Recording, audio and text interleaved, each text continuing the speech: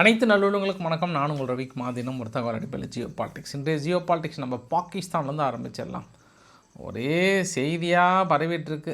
இம்ரான்கான் அவர்கள் சிறைக்கு வெளியில் அந்த சிறைச்சாலைக்கு வெளியில் அவங்க 3 சகோதரிகள் எங்கள் அண்ணனை பார்த்தே ஆகணும், பார்க்க விட மாட்டேன்றாங்க 3 நாளாக. அவர் சுட்டே கொண்டு போட்டாங்க, அதனால தான் பார்க்க விடல அப்படின்றாங்க. அதனால் இந்த ஏரியா பகுதியில் காலையிலேருந்து ஒரே பரபரப்பு, பதற்றம்.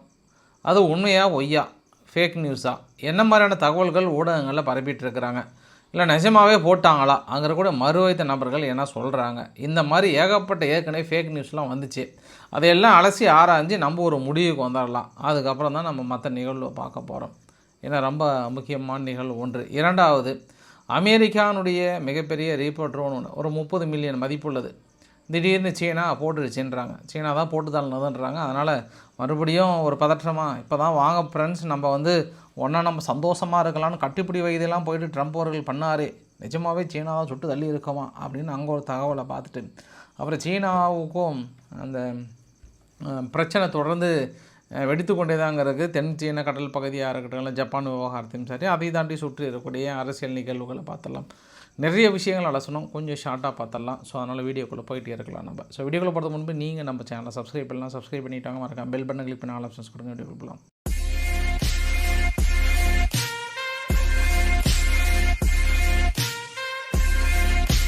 ஒரு டவுட் ஒன்று கிளாரிஃபை பண்ணிடுறேங்க. நேற்று இரவு அப்லோட் பண்ணதுக்கப்புறம் திடீர்னு காலைல எந்திரிச்சு பார்த்தா அந்த வீடியோ 18+ கண்டென்ட் இருந்தது. 18+ கண்டென்ட்டும் அது நிறைய பேர்த்துக்கு எடுத்துவிடவே இல்லை. பார்த்தா வியூஸ் ரொம்ப கம்மியாக இருந்தது. அதுக்கப்புறம் தான் காலைல போயிட்டு அவங்க என்னெல்லாம் காரணம் அடுக்குனாங்க 18+ அப்படின்னா, நான் ஒரு வீடியோ அட்டாச் பண்ணியிருந்தேன். அந்த வீடியோவில் ஒரு சில அனிமல்ஸ், பாம்பெல்லாம் தெரிஞ்ச மாதிரி இருந்தது. அதனால தான் அவங்க 18+ கொடுத்தாங்க. அதுக்கப்புறம் அந்த வீடியோவை எடுத்துகிட்டு திருப்பி ரீஅப்லோட் பண்ணியிருந்தேன். நான் அதை ஒரு கூடுதல் தகவலாக சொல்கிறேன். அதையும் நான் ரீஅப்லோட் பண்ணுறதுக்கான காரணம் என்னென்னா, நிறைய பேருக்கு நான் வீடியோ போடலன்னு நினச்சிட்டாங்க.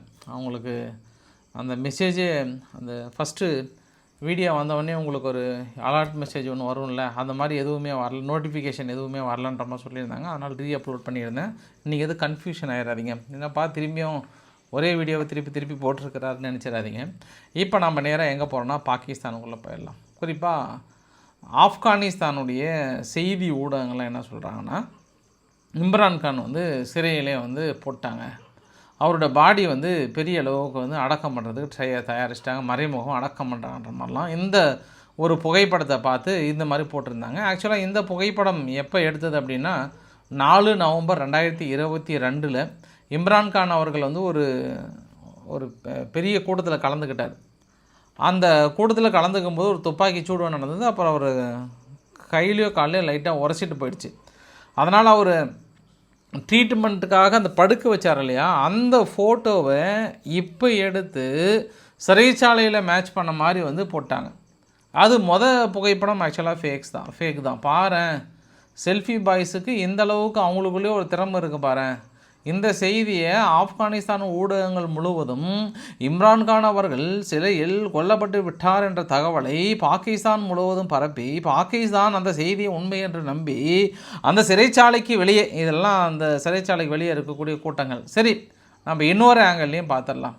ஆனால் இம்ரான்கான் அவர்கள் நிஜமாகவே உயிரோடு தான் இருக்கிறாரா அப்போ நம்ம இன்னொரு ட்விஸ்ட்டும் போய் பார்த்தோம் அப்படின்னா, இப்போ அவங்க 3 சகோதரிகள் இருக்காங்க, அதாவது சிஸ்டர்ஸ். நாங்கள் எங்கள் அண்ணனை பார்த்தே ஆகணும், பார்த்து 2 வாய் சாப்பாடு ஊட்டி விட்டுட்டு தான் நாங்கள் போவோம் அப்படின்னு அவங்க கடந்த 2 நாட்களாக நேற்று அடம் பிடிக்கிறாங்க. இது காவல்துறை உள்ளே விடல, போய் ஏதாவது பர்மிஷன் வாங்கிட்டாங்கப்பா, நீங்கள் நினச்ச மாதிரி திடீர்னுலாம் உள்ளே போய் எட்டி பார்க்க முடியாது, இது சிறைச்சாலை அப்படின்னு பாகிஸ்தானுடைய காவல்துறை என்ன பண்ணுது, கொஞ்சம் தள்ளி விடுது. ஓஹோ, எங்கள் அண்ணனையே நீங்கள் அனுமதிக்கலை உள்ளனா, அப்போ எங்கள் அண்ணனை நீங்கள் போட்டிங்களா அப்படின்னு உங்களுக்கு சந்தேகம். இப்போ இம்ரான்கான் உயிரோடு இருக்கிறாரா இல்லையா அப்படின்ட்டு பெரிய ஒரு சந்தேகம் வந்திருக்கிறது. அதனால் பாகிஸ்தானுடைய தெஹ்ரீக்-இ-இன்சாஃப் இந்த கட்சியினுடைய சேர்மன், தெஹ்ரீக்-இ-இன்சாஃப் கட்சியினுடைய சேர்மனே உள்ளே இப்போ என்ன நிலைமையில் இருக்கிறாரோ தெரியலன்றனால அந்த ஏரியாவில் கொஞ்சம் ஒரு பதற்றமான வீடியோ பதிவுமே வந்திருக்கு. அந்த வீடியோ பதிவு கூட எனக்கு ஒரு சில சந்தேகம் வருகிறது. இந்த மக்கள் சாதாரண ஆளும் கிடையாது. நானும் ஆரம்ப கட்டத்தில் இந்த மாதிரி ஃபேக் செய்தியை ஃபஸ்ட்டு கொஞ்சம் ஓஹோ அப்படின்னு நினச்சேன். நான் அதுக்கப்புறம் நான் கொஞ்சம் தெளிவாயிட்டேன். எப்போ அப்படின்னா, 2023 அதாவது 8/5/2023 ஃபஸ்ட்டு ஒரு லெட்டர் ஒன்று வெளியிடுறாங்க. யார்?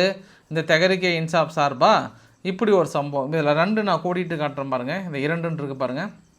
அதில் என்ன போட்டிருக்கு, no one will be allow to rape Imran Ahmed Khan அப்படின்னு சொல்லிட்டு நியாசி சேர்மன், அந்த கட்சியோட பேர் போட்டு சேர்மன் ஆஃப் பாகிஸ்தான் தெஹரிகே இன்சாப் அப்படின்னு போட்டிருந்தாங்க. அதாவது இம்ரான்கான் அவர்களை பின்னாடி பெட்டக்ஸ்லேயே யாரோ வந்து ரேப் பண்ணிட்டாங்க, பாத்ரூம் போக முடியாமல் தடுமாற்றுகிறாருன்ற மாதிரிலாம் தகவல்கள் வந்தது. நானும் என்னப்பா ஒரு மனுஷனை இப்படி கூடவா வெறித்தனமாக இருப்பாங்க. அதுவும் அப்போ என்ன சொன்னாங்க, சிறைச்சாலையிலே இது மாதிரி ஆளுங்களே ஸ்பெஷலிஸ்ட் ஆளுங்கள்லாம் இருக்காங்களாம். அவங்கள என்ன பண்ணிட்டாங்களோ அவங்க ரூமுக்குள்ளே அனுப்பி வச்சிட்டாங்களாம், போப்பா அவங்க திறமையை காட்டுப்பா அப்படின்ற மாதிரிலாம் வந்து அப்போ போட்டாங்க. இப்போ 2023 சரி அது ஃபேக்குன்னு வந்துச்சா, மறுபடியும் இப்போ மே 3, 2025 ஒரு மெடிக்கல் சர்டிஃபிகேட்டு. இந்த நியூஸ் நான் உங்கள்கிட்ட சொல்லியிருந்தேன். கொசுவர்த்தி எடுத்து ஓப்பன் பண்ணி நமக்கு நிறைய பேர் தெரியும். நிறைய பேர் அப்போ பாகிஸ்தான் ஆதரவாளர்கள்லாம் ஏன்ப்பா அப்படி ஃபேக் நியூஸ் சுற்றிக்கிட்டுன்னு சொல்லிட்டு இருக்கிற அப்படின்ற மாதிரி அப்போயே கமெண்ட் போட்டிருந்தாங்க. அதையும் பார்க்க முடிஞ்சது. அந்த மெடிக்கல் ரிப்போர்ட்டில் என்ன சொல்லுது அப்படின்னா, கன்ஃபார்ம் பண்ணியிருக்காங்க. அதாவது இம்ரான்கான் அவர்களை வந்து செக்ஸுவலாக அசால்ட் பண்ணியிருக்கிறாங்க, இந்த மாதிரி வந்து பல தொந்தரவுகளுக்கு உள்ளாக்கியிருக்கிறார், தொடர்ந்து அவர் வலுக்கட்டாயமாக வந்து அவரை பாலியல் வன்புணர்வு செஞ்சுட்டாங்க, இம்ரான்கான் அவர்கள் கமந்து படுக்கும்போது சம்திங் ஏதோ இது பண்ணிட்டாங்கன்ற மாதிரி வந்து அப்பயே செய்தி வந்தது. எப்போ மே மாதம் 3ஆம் தேதி 2025. அப்போ அதுக்கு முன்பு செய்தி 2023, 24 வந்து பண்ணிட்டாங்கன்னாங்க. இப்போ மெடிக்கல் ரிப்போர்ட்டு கன்ஃபார்ம் தான் அப்படின்ற மாதிரி சொல்லி ஒரு பொருளையை கலப்பினாங்க. அதுக்கப்புறம் இல்லைப்பா அது வந்து பொருளை செய்தி மனுஷன் பாவம், அதாவது ஒரு கட்சியினுடைய தலைவரை அணுகுண்டு பாய்ஸ் வந்து எப்படி இருப்பட்ட பாய்ஸ், அவங்க சாதாரண பாய்ஸ் கிடையாது, அவங்க வேலை போயிட்டு பின்னாடி அணுகுண்டு அப்படி பண்ணிட்டாங்களேன்ற மாதிரி நியூஸ் வந்தோடனே அப்போ நம்ம கொஞ்சம் பயங்கரமாக சொன்னோம். அதுக்கப்புறம் ஃபேக் நியூஸ்ன்னு கண்டுபிடிச்சிக்கிட்டோம் இல்லையா. இப்போ அதே அங்கே தான் நான் இதையும் பார்க்குறேன். இம்ரான்கான் அவர்கள் வந்து சிறையில் அவளை சீக்கிரம் கை வைக்கிறதுக்கு வாய்ப்புகள் இல்லை, ஏன்னா ஒரு கட்சியோட தலைமை பொறுப்பில் இருக்கிறாரு. பட் இதெல்லாம் என்ன பிளான் அப்படின்னா, ஆப்கானிஸ்தானோட ஊடகங்கள் வந்து இந்த மாதிரி ஒரு ஃபேக் செய்தியை வெளியிட்டு பரபரப்பு கலப்பணும்னு நினைக்கிறாங்க. அதுக்கு இந்தியாவில் இருக்கக்கூடிய ஊடகங்களும் என்ன ஏதுன்னு தெரியாமல் ஆமாம் இந்த மாதிரி அவர் இப்படி ஆகிட்டாரு அப்படி ஆகிட்டாரு, சிறையில் என்ன பண்ணுறாரு தெரியலன்ற மாதிரி சொல்லியிருந்தாங்க. நான் இதுவரையும் நான் என்னையை பொறுத்த வரைக்கும் நான் இது வந்து 100% ஃபேக் நியூஸாக பார்க்குறேங்க. அது இல்லாமல் நான் இன்னொரு விவகாரத்தையும் சொல்லிடுறேன். நம்ம பாட்டுக்கு நம்ம இஷ்டத்துக்கு நம்ம அண்ணன் உயிரோடு இருக்கிறாரா இல்லையா அப்படின்னு நான் பாட்டுக்கு போயிட்டு சிறை வெளியில் நின்று போராட்டம் பண்ணுறதுக்கு இது வீடு கிடையாது. ஆமாம் கதவு திறந்து பாருமா உயிரோடு இருக்கிறாரான்னு காட்டுறதுக்கு. எப்போ இதுக்கு ஆட்டுவாங்கன்னா, நாளைக்கு ஏதாவது போராட்டம் வெடித்து கலவர பூமியாக மாறி இது வந்து அமைதியற்ற சூழ்நிலை வந்ததுன்னா அப்போ ரெக்கார்ட் பண்ணி அனுப்பிவிடுவாங்க. இந்த மாதிரி நான் உயிரோடு தான்ப்பா இருக்கிறேன், யாரும் எதுவும் பண்ணாதீங்கப்பான்ட்டு. அப்போயும் மக்கள் என்ன சொல்லுவாங்கன்னா, இல்லை இது ஏஐ வீடியோ வெளியிட்டாங்க, நம்ப மாட்டாங்க. அதுக்கப்புறம் அவரையே கொண்டு வந்து வெளியே நின்று டாட்டா அது காட்ட வைப்பாங்களாம், அப்போ தான் வந்து நம்புவாங்க. ஆனால் காட்டு தீ ஒன்று பரவி விட்டது பாகிஸ்தானுக்குள்ளார. இந்த செல்ஃபி பாய்ஸ் போட்டால் ஒரு தீ ஒன்று ரொம்ப பரபரப்பாக பரவிட்டுருக்கு என்பது ஒரு கூடுதல் தகவலாக சொல்ல முடியும் நம்ம. பட் இல்லை பாஸ், அப்போல்லாம் வாய்ப்புகள் இல்லை. அப்படி இருந்ததுன்னா பாகிஸ்தான் ரொம்ப கஷ்டம், அவ்வளோதான் முடிஞ்சு. இனிமேட்டு பாகிஸ்தானை வந்து பங்களாதேஷ் காப்பாற்றினா தான் உண்டு. யார் யூனுஸ் அரசாங்கம் வந்து எங்கேயும் பொறுப்பேற்றுக்கணும்.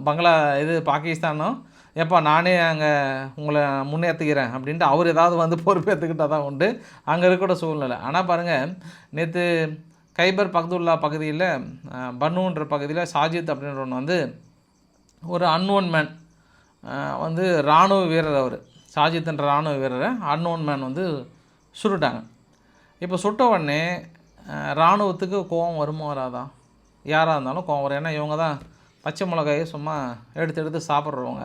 கோவம் வராமல் யாருக்கும் அணுகுண்டு பைசுக்கு என்ன பண்ணிட்டாங்க, அந்த ஏரியாவோட சுற்றுத்தலனில் போய்ட்டு கடகடன்ட்டு அந்த கிராமத்தில் போய்ட்டு ஒரு 5 பேர்த்த சுட்டாங்க பொதுமக்களை. இந்த வீடியோ பதிவு பார்த்திங்கன்னா அந்த இராணுவத்தினுடைய ஹெட் குவார்ட்டர்ஸ் மாதிரி அந்த ஏரியாவில் இருக்குது. உடனே அந்த கிராம மக்கள் என்ன பண்ணிட்டாங்க, பெருசாக தூக்கலே இலை எடுலே கத்தியும் கம்போம் அப்படின்னு எடுத்துகிட்டு போயிட்டு அந்த இராணுவ கேம்பை டமான்னு இடித்து உடைச்சி உள்ளே போயிடலாமா அப்படின்ற மாதிரி அவங்க ஒரு பக்கம் வந்து பதற்றத்தை கிளப்பியிருக்காங்க. இன்றைக்கி கூட ஆப்கானிஸ்தான் என்ன சொல்கிறாங்கன்னா, அந்த செல்ஃபி பாய்ஸ் என்ன சொல்கிறாங்கன்னா, நாங்கள் பச்சை மிளகாயை அரைச்சி குடித்தது உண்மைன்னா நாங்கள் எங்களுடைய தாக்குதல் ஆன் த வே, வெயிட்டிங் லோடிங்ன்ற மாதிரி அவங்க அனௌன்ஸ் பண்ணிட்டே இருக்கிறாங்க. அதனால் அங்கே இருக்கக்கூட பிரச்சனை.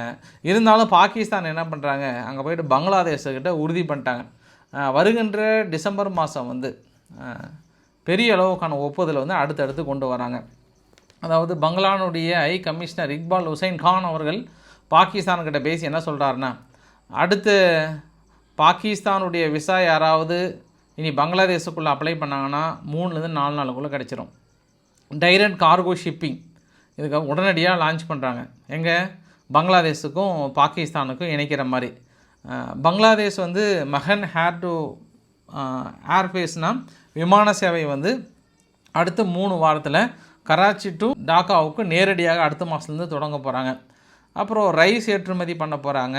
அப்புறம் ஃப்ரெஷ் பைனாப்பிள் மீதியெல்லாம் ஏற்றுமதி பண்ண போகிறாங்க. அப்புறம் வந்து கல்வித்துறையில் ஏற்கனவே பாகிஸ்தானில் புரட்சி ஏற்பட்டிருக்கிறதுனால பாகிஸ்தானுடைய யூனிவர்சிட்டி வந்து பங்களாதேஷில் தொடங்குற மாதிரியும், பங்களாதேஷில் இருக்கக்கூடிய ஸ்டூடெண்ட் அந்த பாகிஸ்தானில் இருக்கக்கூடிய உயர்தர கல்வி படிப்பை தானும் பெறுவதற்காக இங்கிருந்து அங்கே கிளம்புறாங்க.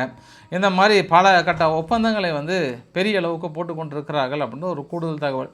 நார்மலாகவே இந்த ஒப்பந்தங்கள்லாம் இது மாதிரி விமான சேவைகள், கப்பல் போக்குவரத்து இதெல்லாம் நம்ம எப்படி பார்க்கலான்னா, இதற்கு முன்பே பாகிஸ்தானில் இருக்கக்கூடிய பிஎம்என்எல் லீடர் என்ன சொன்னார்னா, பங்களாதேஷுக்கு நாங்கள் போதிய அளவுக்கான ஆயுதங்கள், அதாவது நாங்கள் எந்த அளவுக்கு பங்களாதேஷை காப்பாற்றுவதற்காக, இந்தியாவை வழிவாங்குவதற்காக ஆயுதங்கள் எங்களால் எந்த அளவுக்கு கொடுக்க முடியுமோ அந்த அளவுக்கு வந்து நாங்கள் கொடுக்குறோம் அப்படின்ற மாதிரி சொன்னாங்க. சரி, ஓகே, அது வேறு ஒன்றும் இல்லை, அது அவங்கவுங்க தலைவிதியை அவங்கவுங்க நிர்ணயிக்கிறது தான், வேறு ஒன்றும் கிடையாது.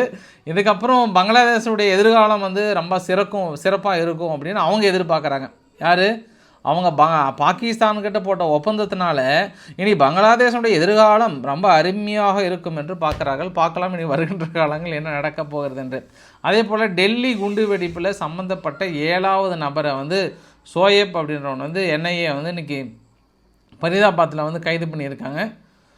முழுமையான விசாரணை நடைபெற்று கொண்டிருக்கிறது. இன்னும் என்ஐஏ அதுக்கான விசாரணை அறிக்கை ஒன்றும் அறிவிக்கவில்லை. விசாரணை அறிக்கை அறிவித்தால் உடனடியாக உங்களிடம் மோடி வந்து அழித்து விடுகிறேன். இந்த செய்தியை பார்த்துட்டு போயிடலாம். குறிப்பாக ஜெருசலம் போஸ்ட்டும் சரி, அப்புறம் துருக்கியினுடைய ஊடகங்களும் என்ன சொல்கிறாங்கன்னா, நம்முடைய தேஜஸ் விமானம் அந்த துபாய் ஏர் ஷோவில் பெருசாக விபத்துக்குள்ளாக்கப்பட்டது இல்லையா, அதனால் நம்மக்கிட்ட 12 தேஜஸ் விமானம் வந்து அர்மீனியா ஆர்டர் போட்டிருந்தாங்க, ஒரு 1.2 பில்லியனுக்கு மேலே. அதை வந்து ரத்து செஞ்சுட்டாங்க அப்படின்ற மாதிரியான தகவல் இன்றைக்கி காலையிலேருந்து பரப்பிட்டு இருந்தாங்க. ஆக்சுவலாக நேற்று இந்துஸ்தான் ஏரோநாட்டிக்கல் வந்து என்ன சொன்னாங்கன்னா, இல்லை அதுக்கு இதுக்கு சம்மந்தம் இல்லைன்னாங்க. இப்போ லாஸ்ட் 31ஆம் தேதி தான் அர்மீனியா வந்து கன்ஃபார்ம் நாங்கள் வாங்குகிறோன்ற மாதிரி சொன்னாங்க. ஆனால் இது ஃபேக் நியூஸ் அப்படின்ற மாதிரி இந்திய தரப்பில் சொல்லியிருக்காங்க. இருந்தாலும் இந்த செய்தியை தொடர்ந்து பரப்பி கொண்டிருக்கிற கூடுதல் தகவல். அல்ஜசீராவுக்கெல்லாம் ஒரு சான்ஸ் கிடைக்கணும்ல. ஏன்னா அல்ஜசீரா பாருங்கள், அவங்களும் தான் சேர்த்து சொல்கிறேன் நான். நேற்று கூட பாருங்கள், நம்ம காஷ்மீர் பகுதியையும் அப்புறம் அந்த கில்ஜித் பல்ஜிஸ்தான் பகுதி, அந்த பாகிஸ்தான் ஆக்குபைடு காஷ்மீர், இதெல்லாம் எதுவுமே மென்ஷன் பண்ணாமல் ஒட்டுமொத்த பகுதியும் பாகிஸ்தானுன்னு இணைத்து ஒரு வரைபடத்தை வெளியிட்டிருக்காங்களே. அவங்க அப்போ என்ன வன்மத்தில் இருக்கிறாங்கன்னு தெரியுதில்ல. யார்? அல்ஜசீராவை சொல்கிறேன் நான். அல்ஜசீரா அந்த எந்த பகுதியுமே மென்ஷன் பண்ணாமல் எல்லாமே பாகிஸ்தானோட இணைக்கப்பட்ட புகைப்படமாக வெளியிட்டிருக்கிறாங்க. நேற்று ஒரு டாக்குமெண்ட்டுக்கு வெளியிடும்போது, அதனால் இந்தியா சார்பாக வந்து நீ அல்ஜசீரா கூப்பிட்டு கண்டனம் தெரிவிக்கிறாங்களே என்னன்றதை நம்ம பார்க்கலாம். அடுத்து நம்ம சீனா கிட்ட போயிடலாம். சீனா வந்து இந்த தென்சீன கடல் பகுதியில் நம்ம பரபரப்பான சம்பவம் நார்மலாகவே நடந்துகிட்ருக்கு. ஒரு நாளைக்கு முன்பு 24ஆம் தேதி ஒரு ட்ரோன் ஒன்று, சீனாவுடைய உளவு விமானம் கரெக்டாக தைவானுக்கும் அப்புறம் ஜப்பானுக்கும் இடையில், ஜப்பான் வந்து ஒரு குட்டி தீவு ஒன்று, ஒரு 140 கிலோமீட்டர் கேப்பில் நாங்கள் வான் தடுப்பு சாதனங்களாம் பெருசாக பொறுத்துறோம்னாங்க. அந்த ஏரியா பகுதியில் பறக்கும்போது உளவு விமானம் சுட்டுருச்சு, அது கீழே விழுந்துருச்சு. அப்போ ஜப்பானும் பொறுப்பேற்றுக்கல, தைவானும் பொறுப்பேற்றுக்கல, நாங்கள்லாம் இல்லைன்ட்டாங்க. இப்போ என்னாச்சு, இன்றைக்கி காலையில் என்னாச்சுன்னா, அமெரிக்கானுடைய MQ-9 ரீப்பர் ட்ரோனு 30 மில்லியன் மதிப்பு. இந்த வரைபடத்தில் சென்டர் பகுதி, அதாவது சீனாவுக்கும் அதுக்கும் இருக்கிற சென்டர் பகுதி போகும்போது திடீர்னு கீழே விழுந்து நொறுங்கிடுச்சு. இப்போ சீனா என்ன சொல்கிறாங்கன்னா, ஐயா நாங்கள் கிடையாது ஐயா, நாங்கள் அது மாதிரி ஆளே கிடையாது ஐயா அப்படின்றாங்க அவங்க. அமெரிக்கா என்ன நினைக்கிறாங்க, எல்லாமே எங்கள் கேமராவில் இருக்குது, நாங்கள் பார்த்துட்டு சொல்கிறோம் அப்படின்னு இருக்காங்க. இப்போ தான் சீனாவும் அமெரிக்காவும் வாங்க ஃப்ரெண்ட்ஸ் நம்ம ஒன்றா இருக்கலாம்னு சொல்லிட்டு நேற்று தான் ட்ரம்ப் அவர்கள் ஃபோனை பண்ணி, அடடா சிஜிபிங் மாதிரி ஒரு நல்ல மனிதன் இந்த உலகத்தில் ஏதுப்பா, அடடா என்ன ஆள் என்னால் அவர்கிட்ட நான் நிறைய கற்றுக்கணும்பா, பாருப்பா அவங்க கூட இருக்கிற அமைச்சர்களெல்லாம் எப்படி இருக்கிறாங்க பாரு, எல்லாம் கை கட்டு பவ்யமாக இருக்கிறாரு, அண்ணன் ஏதாவது பேசுவாரா அப்படின்னு பின்னாடி இருந்து அப்படியே ஒரு வாயவே பார்த்துட்டு இருக்கிறாங்க. நம்ம ஆளுங்க பாரு, நான் பேசுறதுக்கு முன்பே எங்கள் ஆளுங்க 10 வரி பேசுகிறாங்க. என்னை மதிக்க மாட்டேன்றாங்க. உண்மையிலே அரசியல் நடத்தணும்னா அவரை வார்த்தை கற்றுக்கணும் அப்படின்ற மாதிரி ரொம்ப வெறுமையாக சொன்னார். யார்? ட்ரம்ப் அவர்கள் ரொம்ப வெறுமையாக பேசினார். திடீர்னு நீங்கள் பார்த்தோன்னா இப்போ ரீப்பர் ட்ரோனை யார் சுட்டு வீழ்த்தினது? சீனா வந்து இறந்து போனேன் எங்கள் ஆயா மேலே சத்தியமாக நான் இல்லைன்றாங்க. சத்தியமாக நான் பண்ணலன்றாங்க. அப்போ யார் பண்ணியிருப்பாங்க? ஒருவேளை தைவானே வந்து டென்ஷன் ஆகி வந்து சுட்டிருப்பாங்களா அப்படின்னாலும் அது வந்து நம்ம பொறுத்து இருந்தால் பார்க்கணும். அப்படி இருந்தாலுமே நம்ம ஊடகங்கள்லாம் ரொம்ப பெருமையாக நம்புகிறாங்க. பரவாயில்ல, தைவானுடைய லாய் சிங்டே வந்து என்ன சொல்லிட்டாருன்னா 2027ஆம் ஆண்டு தைவான் வந்து உயர்மட்ட போருக்கு வந்து தயார் நிலையில் அடையும். அப்போ வந்து கரெக்டாக சீனா எங்களை நெருங்கும், நாங்கள் அடின்னு அடிக்க போகிறோம், போருக்கு வந்து தயார் நிலையில் இருங்கன்ற மாதிரி 40 பில்லியன் பணத்தை வந்து அவசரமாக ஒதுக்கி இருக்கிறாங்கன்ற ஒரு கூடுதல் தகவல். அப்போ தைவான் வந்து 2027 டேட் ஃபிக்ஸ் பண்ணிட்டாங்க இப்போ போருக்கு தயாருன்ட்டு. அப்போ தைவான் இன்னும் உக்ரைனை பார்த்து கற்றுக்கலை. உக்ரைன் வந்து இதே மாதிரி தான் ஆரம்ப கட்டத்தில் அமெரிக்கா உதவி பண்ணி பின்னாடி என்ன ஆனாங்கன்றது இன்னும் தெரியல. இன்னொரு பாயிண்ட் ஆஃப் வியூ, சீனா வந்து தைவானை தாக்கும்னு இன்னும் நீங்கள் நம்புறீங்க. அதுதான் எனக்கு மட்டும் அந்த நம்பிக்கை வரவே மாட்டேனுது. ஒட்டுமொத்த உலகங்களும் ஒன்றாக இணைந்து கோட்டசாமி எந்திரி அப்படின்னு சொன்னால் கூட அந்த நம்பிக்கை எனக்கு வரல. உங்களுக்கு வந்துச்சா? கண்டிப்பாக சீனா தைவானை தாக்குமா? பார்க்கலாம், இன்னும் ஒரு வருடம் கழித்து பார்க்கலாம். ஆனால் அதற்கான பிரத்யோக கப்பல்கள் மீது எல்லாமே வந்து ப்ரொடக்ஷன் யூனிட்லாம் பயங்கரமாக பண்ணிகிட்ருக்கிறது கூடுதல் தகவல். நம்ம இந்தியா வந்து சமீபத்தில் அமெரிக்கா கிட்ட நம்ம அந்த ஆன்டி டேங்க் மிசைல்ஸ் வந்து வாங்கினோம் இல்லையா? அது பெருசாக வந்தவொடனே இன்றைக்கி சீனா வந்து அந்த வீடியோ போட்டு வெளியிட்டிருக்காங்க. நாங்களும் வேறு லெவல் தயாராகிட்டோன்ற மாதிரி சொன்னாங்க. சீனா என்னதான் இருந்தாலும் தென் சீன கடல் பகுதியில் போய்ட்டு நீங்கள் மிரட்டுறீங்க, ரைட்டு. அப்புறம் மற்ற பகுதியில் நீங்கள் போய்ட்டு உங்கள் படகு மிரட்டுறீங்க. இங்கே பாகிஸ்தான் பக்கங்க, பாகிஸ்தானில் நீங்கள் பெல்ட் அண்ட் ரோடு இனிஷியேட்டிவ் ஒப்புதல் பெற்றதுக்கப்புறம் அங்கே உங்கள் கப்பலோட வேலை என்ன வேலை? அவங்க பகுதிக்குள்ளார அந்த அந்த கப்பல் இருக்கிற இடத்துல பாகிஸ்தானில் இருக்கக்கூடிய மக்கள் அவங்க கப்பலை வந்து அடித்து துரத்துறாங்களாம். ஏய் இங்கே என்ன பண்ணுறீங்க அப்படின்ற மாதிரி வந்து அடித்து துரத்துறாங்களாம். அந்த வீடியோ பதிவும் பயங்கரமாக வைரலாக இருக்குது. பாரு, எங்கே போனாலுமே சீனா வந்து பயங்கர வேலை காட்டிகிட்டு இருக்காங்கன்றது ஒரு கூடுதல் தகவல். இன்னொன்று வந்து இது ஹாங்காங், சீனாவோட ஒருங்கிணைக்கப்பட்ட பகுதி தான். ஹாங்காங்கில் நடந்த தீ விபத்து மிகப்பெரிய ஒரு தீ விபத்து. ஆல்மோஸ்ட் ஒரு 6-7 குடியிருப்புகள் மாதிரி இருக்குது. இந்த 6-7 குடியிருப்புகள் இல்லை, இது மேக்ஸிமம் ரொம்ப ஒரு ஹைலி பாப்புலேட்டட் பிஸ்னஸ் ஏரியான்ற மாதிரி சொல்கிறாங்க. இந்த இடத்துல பட்டின தீ தான். ஃபஸ்ட்டு ஒரு ஆரம்பத்தில் ஒரு சின்னதாக தான் பரவுச்சு அப்படின்னாங்க. அதுக்கப்புறம் கொஞ்சம் கொஞ்சமாக பரவ ஆரம்பிச்சது. இது வரைக்கும் 23 பேர் இறந்ததாக சொல்கிறாங்க. இதுவரை ஹாங்காங் வரலாற்றில் இப்படி ஒரு தீயை வந்து அவங்க பார்த்ததே இல்லையா. பாருங்கள், 5-6 உயர்ந்த கட்டிடங்கள், மக்கள் நிறைய பேர் வந்து மாட்டியிருப்பாங்கன்ற ஒரு கவலைகள் இருக்காங்க. இன்ன வரைக்கும் 23 பேர், பட் ஆனால் கொஞ்சம் அதிகமாக இருக்கும் வாய்ப்புகள் இருக்குன்ற மாதிரி சொல்கிறாங்க. அதனால் உயர்மட்ட விசாரணைக்கு உத்தரவிட்டுருக்குறாங்க. இது அங்கே இருக்கக்கூடிய தகவல். நம்ம இப்போ நேராக ரஷ்யா உக்ரைன் செய்தியை சும்மா லைட்டாக பார்த்துட்டு அது நம்ம நாளைக்கு கொஞ்சம் டீட்டெயிலாக பேசலாம். ஏன்னா ஃபைனலாக என்ன சொல்லியிருக்காங்கன்னா, உக்ரைன் வந்து 28 பாயிண்ட்லேருந்து ஒரு 18 பாயிண்ட்டுங்க, அது வரைக்கும் நாங்கள் ஒத்துக்கிறோம்ட்டாங்க. ஒரு சில பாயிண்ட்லாம் கொஞ்சம் சேஞ்சஸ் பண்ணியிருக்கோன்றாங்க. ஆனால் ரஷ்யா தரப்பில் என்ன சொல்கிறாங்கன்னா, ஏங்க நாங்கள் அபுதாபிக்கு வரணும்னு நாங்கள் இன்ன வரைக்கும் சொல்லவே கிடையாது, அது உங்களோட கற்பனை கதை. இந்த அமைதிக்கான திட்டத்தில் எது ஏற்றுக்கிட்டாங்க ஏற்றுக்கலன்றது இன்னும் எதுவுமே எங்களுக்கு தெரியாது. இந்த ரிவைஸ்டு பிளான்றது எதுவும் எங்களுக்கு தெரியாது. எல்லாமே தெரியாமல் நீங்களாக ஒரு கதையை விட்டுக்கிட்டு நாங்கள் ஏதோ வந்து சைன் பண்ண மாதிரியும் நாங்கள் ஏதோ நாளைக்கு அமைதி ஒப்பந்தம் வந்த மாதிரியே நீங்கள் பேசுகிறீங்களே, நியாயமான்றாங்க. என்னை பார்த்து நேராக கேட்ட மாதிரி கேட்குறாங்க. தம்பி, உனக்கும் தான் சேர்த்து சொல்கிறேன், ஏதோ ரஷ்யா ஒத்துக்கிட்டாங்கன்னு சொல்கிறையே, எங்கே ஒத்துக்கிட்டாங்க? இன்னும் எந்த தகவலுமே வரல. ஃபஸ்ட்டு நாங்கள் கொடுத்த திட்டம் வேறு, இப்போ என்னென்ன திட்டம் மாடிஃபை பண்ணியிருக்கிறாங்கன்னு தெரியல. அதெல்லாம் என் கைக்கு வரட்டும், அப்புறம் வந்து பேசிக்கலாம் அப்படின்னு சொல்லியிருக்கிறாங்க. அதனால் அது என்ன நடக்க போது தெரியல. அதனால் நாளைக்கு இப்போ ஹங்கேரியனுடைய பிரைம் மினிஸ்டர் கிளம்புறாரு 28ஆம் தேதி. விறுவிறுன்னு போயிட்டு புடின் அவர்களை பார்த்துட்டு, தலைவா என்ன தலைவா, சீக்கிரம் ஏதாவது வந்து கையெழுத்தை போட்டு தலைவா அப்படின்னு எது பேச போகிறாரா என்னன்னு தெரியல. இன்னுமே பரபரப்பாக தான் இருக்குது. ஐரோப்பா வந்து பல திட்டங்களை அலசி ஆராயிறாங்க. எப்படியாவது திருண்ண பணத்தை சீக்கிரம் லோனாக கொடுத்துடலாமா, அதுக்குள்ளே அமைதி வந்துடுமா, இல்லை அதுக்குள்ளே ஏதாவது ஒன்று பண்ணிடலாமா, அமெரிக்காவுக்கு இல்லாத மாதிரி பண்ணிடலாமான்னு பல திட்டத்தில் இருக்கிறாங்க. இருந்தாலும் உள்ளே இருக்கக்கூடிய எல்லா நாடுகளும் ஒத்துக்கணும் இல்லையா? அதனால் அங்கே பிரச்சனை போயிட்டே தான் இருக்குது. போலந்துக்குள்ளார ஒரு ஏர்லைன்ஸ் விமானம் வந்து சமீப காலமாக வில்னியஸ் ஏர்போர்ட்டில் கரெக்டாக அந்த ரன்வேல இறங்கும்போது மட்டும் கொஞ்சம் வழி தழுவி அந்த பக்கம் போயிடுதான். இப்போ அவசரமாக அதில் இருக்கக்கூடிய பேசஞ்சர்ஸ் இன்றைக்கி கூட ஒன்று கொஞ்சம் வழி தவறி போயிடுச்சு. இது வந்து ஷார்ட் பீரியடில் ஒரு 3வது தடவை நடந்திருக்கு. அதனால் விசாரணைக்கு உத்தரவிட்டுருக்குறாங்க. உங்களுக்கு எதுக்குப்பா விசாரணை போலந்து? உங்களுக்கு தான் ஆன்சர் கையிலே கிடைக்குது. யார் காரணம்? அங்கே ரஷ்யா தானே காரணம். அப்போ விமானி வந்து கரெக்டாக இறங்க முடியாமல் நீங்கள் சிக்னல் சரியாக கொடுக்காம இல்லை அந்த இறங்கு பாதையில் கொஞ்சம் தள்ளி இறங்கினாலும் யார் காரணம்? உங்களுக்கு என்ன பிரச்சனை? நீங்கள் நடக்கும்போது இப்படி தடுக்கி விழுந்தால் கூட யார் காரணம்? ரஷ்யா தான் காரணம். உங்களுக்கு என்னப்பா, உங்களுக்கு ஜாலிப்பா. உங்களுடைய புலன் விசாரணையில் வேறு லெவல் ரிசல்ட்டை முன்னாடியே நீங்கள் கண்டுபிடிச்சிடுறீங்க. மற்ற நாடுகளை சொல்லுங்கள்.